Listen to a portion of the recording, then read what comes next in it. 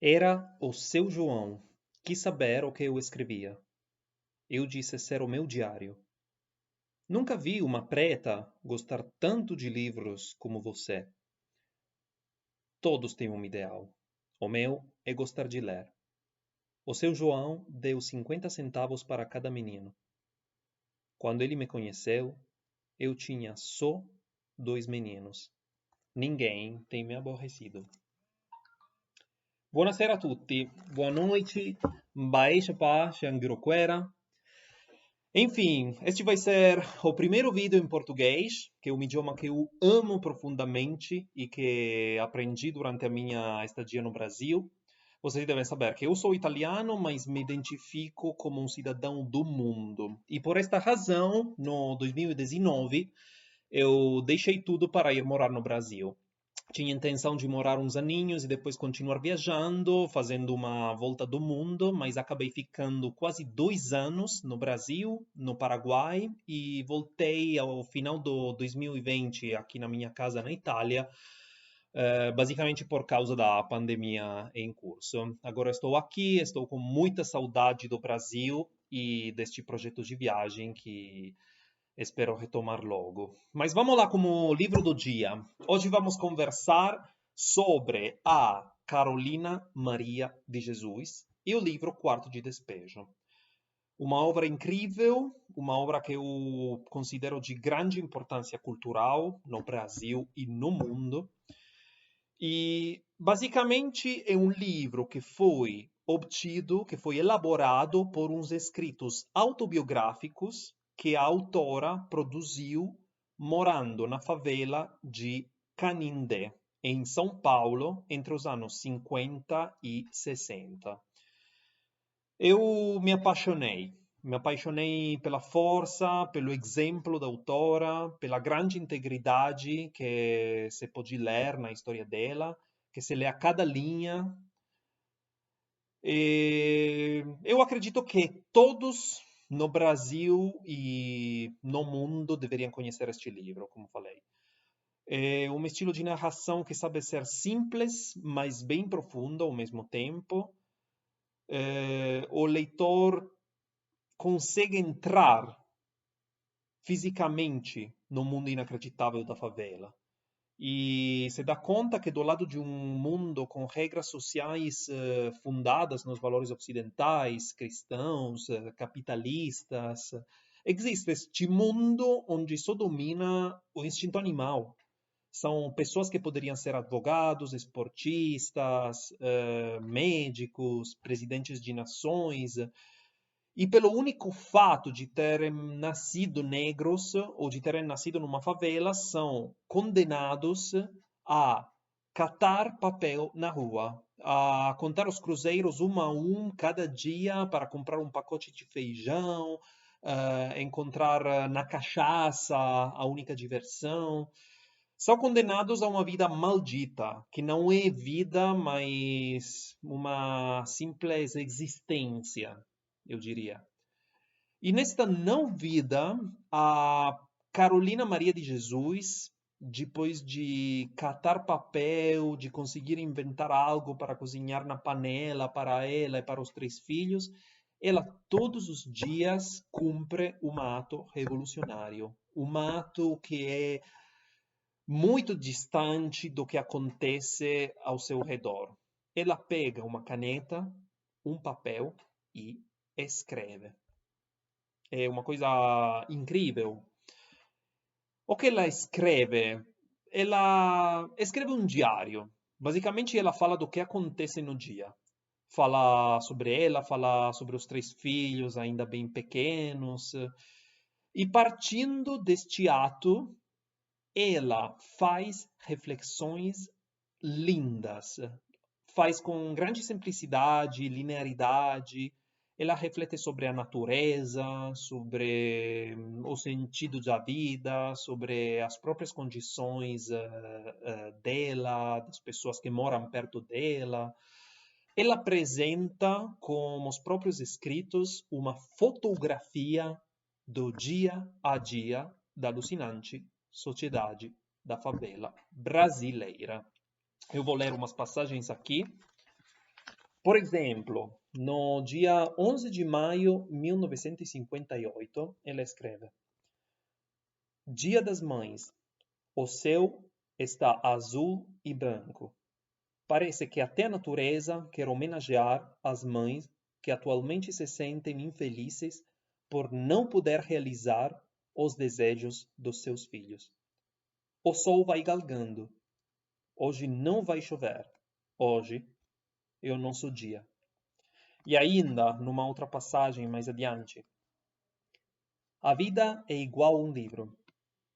Só depois de ter lido é que sabemos o que encerra. E nós, quando estamos no fim da vida, e que sabemos como a nossa vida decorreu. A minha, até aqui, tem sido preta. Preta é a minha pele.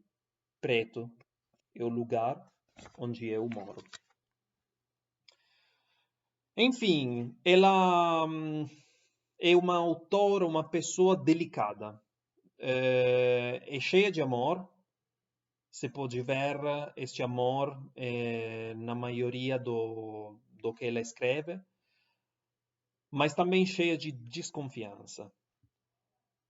E é, na minha opinião, com esta desconfiança de base que ela luta para se virar na dura vida da favela, no duro dia a dia da favela. E, por exemplo, ela escreve também: quando fico nervosa, não gosto de discutir.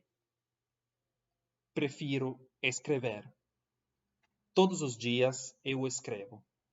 Sento no quintal e escrevo. Também, do livro surge uma imagem assustadora das instituições e dos políticos. Não faltam ocasiões em que políticos como, por exemplo, Conceição da Costa Neves ou o Dr. Contrini são descritos como oportunistas, que tomam iniciativas de ajudar só para se mostrarem, sem alguma autêntica intenção de aliviar as condições dos favelados. Surge uma imagem terrível da cidade de São Paulo. Por exemplo, ela escreve também: eu classifico São Paulo assim. O palácio é a sala de visita, a prefeitura é a sala de jantar e a cidade é o jardim. E a favela é o quintal onde jogam os lixos. E ainda: ó São Paulo, rainha que ostenta vaidosa a tua coroa de ouro, que são os arranha-céus, que este veludo e seda e calça, meias de algodão, que é a favela. Enfim, Quarto de Despejo é uma obra imponente, com muitos significados. Eu acho, antes que tudo, uma história de amor para a maternidade. Lindos são, eu diria, os contos em que se vê como ela cuida instancavelmente e com carinho dos próprios 3 filhos. É uma história também de grande independência moral, que demonstra a força de uma pessoa que sabe ficar moralmente íntegra no meio de uma situação assustadora. É uma história de grande denúncia social. Na favela, as ajudas são poucas, inconsistentes. De vez em quando aparece a igreja, por exemplo, através de uma personagem que é um frei, que vai na favela, mas fala palavras distantes, faladas sem uma verdadeira compreensão da realidade em que se encontra, sem conseguir levar uma profunda influência. E a política, como falei, é descrita como claramente oportunista, que leva ajudas pouco autênticas só para se mostrar. E, enfim, uma história de amizade. A Carolina fala com voz baixa, tênue, como se fosse uma conversa íntima dentro do quarto. E o leitor se torna logo amigo dela, eu diria, inevitavelmente. Enfim, o que não falta na minha opinião, e que chega a dominar um ponto da narração é a esperança. O leitor, que já está acostumado a conversar com a Carolina, a participar das poucas joias e das tantas dores, sempre enfrentadas com grande dignidade, participa, como ela, da grande joia da publicação dos escritos. Acontece que o jornalista Audálio Dantalas a conhece em 1958. Esta coisa não está descrita no livro, mas se sabe fazendo umas pesquisas sobre a história da autora, sobre a história do livro. E este jornalista encoraja a publicação dos seus escritos, que depois de muita espera, finalmente se concretiza em 1960. Antes fica na revista Cruzeiro, e depois neste maravilhoso livro, que é traduzido em muitas línguas, eu acho 14, e que representa indubitavelmente uma obra-prima da literatura brasileira. Muito obrigado por ter assistido. Eu mando um forte abraço a todos vocês, ao meu amado Brasil, para que supere logo este momento de dificuldade e possa se tornar um país lindo, como são todos os brasileiros que eu conheço, e um país olhado com admiração pelo mundo inteiro. Até!